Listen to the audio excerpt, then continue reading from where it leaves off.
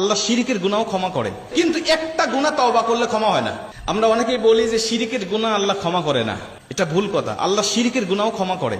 তওবার মতো তওবা করতে পারলে আল্লাহ শিরিকের গুনাহ ক্ষমা করে দেয়। যারা বিধর্মী তারা তো শিরিক করছে, এখন তওবা করে সে ইসলাম গ্রহণ করেছে, আল্লাহ তাকে ওই বিধর্মী সব জীবনের গুনাহগুলো ক্ষমা করে দিয়ে যখন কালেমা পড়ে মুসলমান হয়েছে তখন তাকে নিষ্পাপ মাসুম বানায় দিয়েছে।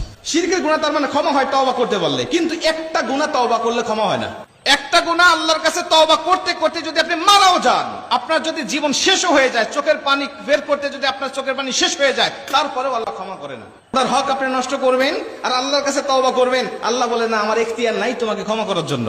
তুমি বান্দার কাছে ক্ষমা অপরাধ করেছো, বান্দার হক নষ্ট করেছো, বান্দার কাছেই ক্ষমা চাইতে হবে। বান্দার কাছে যদি ক্ষমা না চাও, আমি আল্লাহর কাছে ক্ষমা চাইবে, ফার্স্ট কাতারের মুসল্লি হবে, কিয়ামত পর্যন্ত হায়াত পাবে, মক্কায় গিয়ে হজ করবে, আমার কাছে তওবা করবে, আমি আল্লাহ ক্ষমা করবো না তোমাকে যতক্ষণ না পর্যন্ত এই বান্দা তোমাকে ক্ষমা না।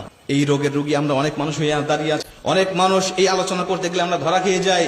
অনেক মানুষ আছে আমরা বান্দার হক নষ্ট করতে বড় আমরা পটু হয়ে গেছি। বাবা সন্তানের হক নষ্ট করেছে, মেয়ের হক নষ্ট করে। হজ করতে যাওয়ার আগে মেয়ের মাথায় হাত দিয়ে দোয়া করে, মা আমি তোর সম্পত্তিটা তোর জন্য দোয়া করলাম, তোর সম্পত্তিটা তোর ভাইকে দিয়ে দিলাম, আমি তোর জন্য দোয়া করি তোর সম্পদের অভাব হবে না, আল্লাহ তোকে অনেক ধনী বানায় দিবে।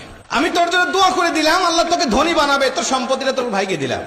তোমার দোয়াই যদি আল্লাহ এতই কবুল করে, তুমি তোমার সন্তানের মাথায় হাত দিয়ে দোয়া করে যে বাবা তোর সম্পত্তিটা তোর বোনকে দিয়ে দিলাম আর তোর মাথায় হাত দিয়ে দোয়া করলাম, আল্লাহ তোকে ধনী বানাবে। বাতাম কিভাবে ছুটানো লাগে তখন ছুটাবে, কিন্তু মেয়ে তো কিছু বলতে পারে না।